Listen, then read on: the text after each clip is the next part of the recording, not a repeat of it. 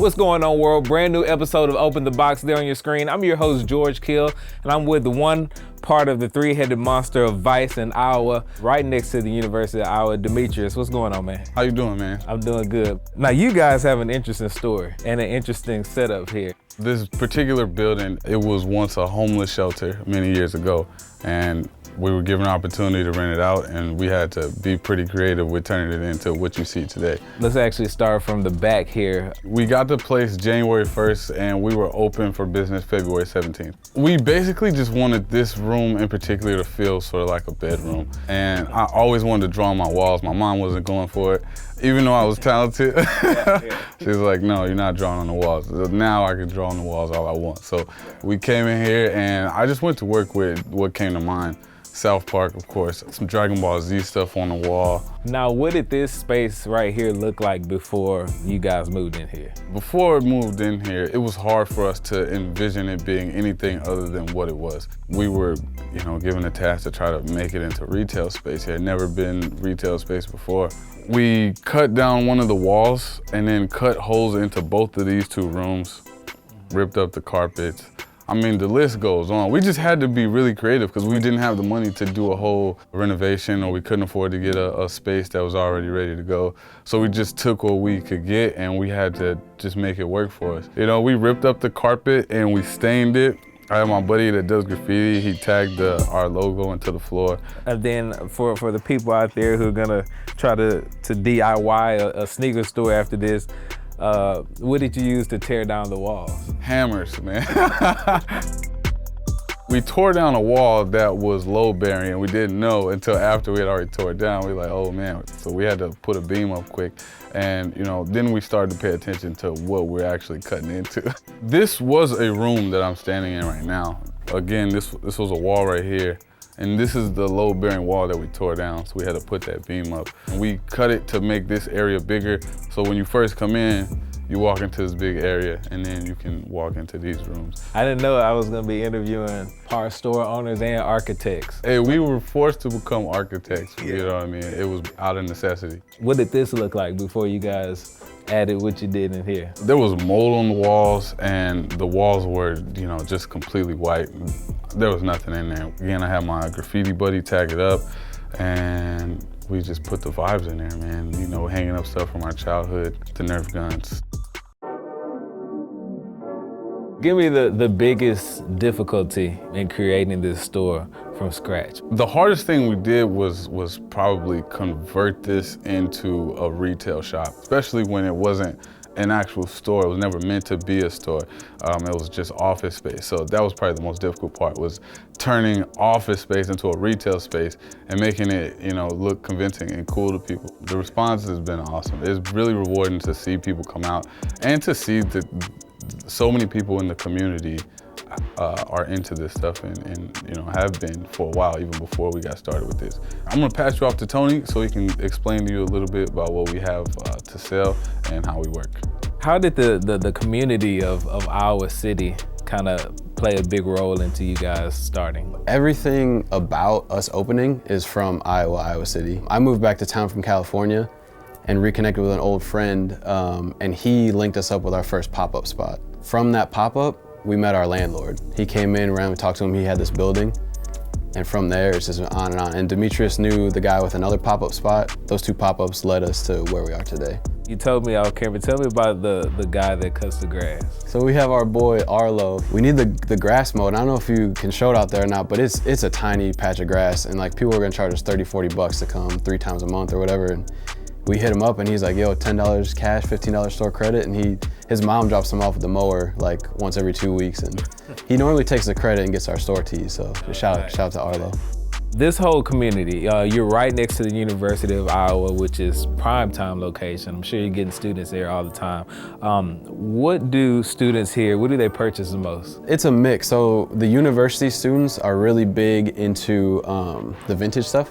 It's like old sports tees, old cigarette tees, Looney Tunes stuff. It's just everywhere you go. So, I mean, you got a wide mix of stuff and just random people, and Kids love the vintage stuff, even down to like old Nike tees, old gray tag stuff, of course. So those are big sellers. The price range on that stuff is the $15 to $40, you know, so that's really good for the college students. And then we have our high school kids. There's a lot of big high schools around, and they love the hype stuff. Yeah. So that's where we get into Supreme, Bape, all that type of stuff. And then we go into like crew necks. We have a $10 rack, and we even have a rack, a whole setup for the ladies too. There was never a plan to do women's stuff, and then we saw the demand for it, and we try and cater to the ladies now. I'm seeing a lot of posters, vintage things. Talk about that and how, you know, it just plays a part in just the whole camaraderie of coming in here. The three of us, we grew up in the 90s. Like, it's all based on stuff that we loved as kids. I mean, I'm a big wrestling guy, so I brought in the vintage wrestling posters and all that type of stuff, but people bring us this stuff too. So we buy posters off people and we're like, oh man, we'll give you cash for that, and we're gonna throw it right up on the wall. So, I mean, someone just brought in this Home Alone creepy talking doll from '91, still talks, so like, we're buying that stuff all the time and like just throwing it out for people to see. I want to know the 5 most unique pieces in this store. This piece right here means lots. To be true to your school, so it was the Nike Dunks that the basketball team got. And then we have an actual poster, B.J. Armstrong's team. They're all rocking them. This Tommy jeans bag, I thrifted it, had no idea what it was. Turns out it's a basketball holder. And then lo and behold, Peter actually had the Tommy basketball. It's kind of on the same token as the Home Alone, but the Master P talking doll.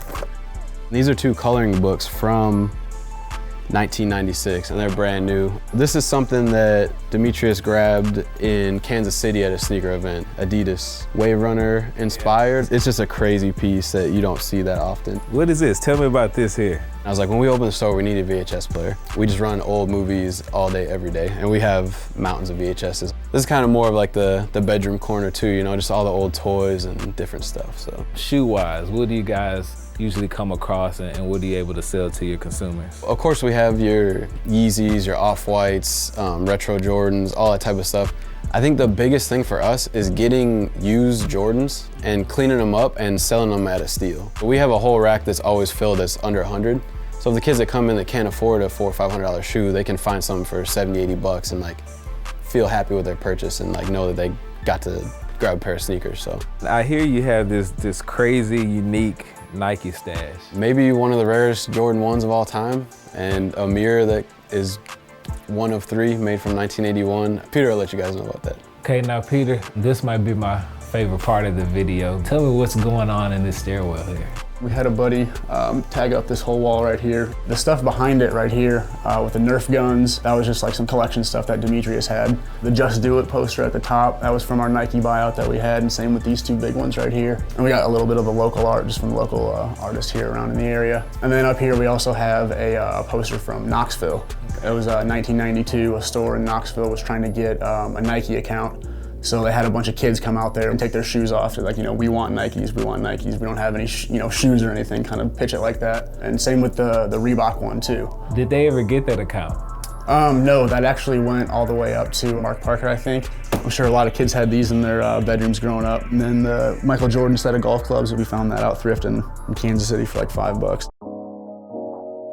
These we got like little Jordan 1 ceramic shoes. They were made by Bowman Designs. I think they're all numbered out of like 6,000 or 3,000 like that. Right here we got a Tiger Woods autographed hat, the goat's back. These pins also are actually like from the 1980s, like the old Nike enamel pins and stuff like that, where they would, little lapel pins for your suit or something. Yeah. And we got some calculators and office supplies. This little hand-carved Nike shoe.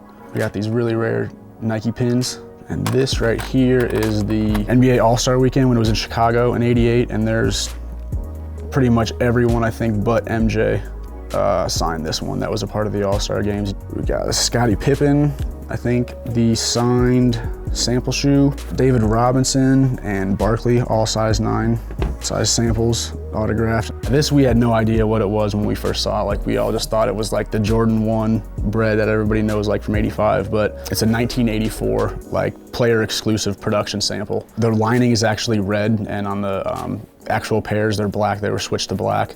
My guess of the shoe is that it was the shoe shown to Jordan like before he signed off on it, saying like, yeah, I like all this stuff. The production code's on there and stuff like that, and it's got 84 as the last two for the year. Now, describe this here. It was given away in 1981 for the top salesman in the region. I think every region got one or whatever. We're pretty sure that there's only about 4 or 5 of these known to existence. For those out there who are looking to start a store, I mean, you guys started from nothing to something. What would your advice be? Don't give up too easily.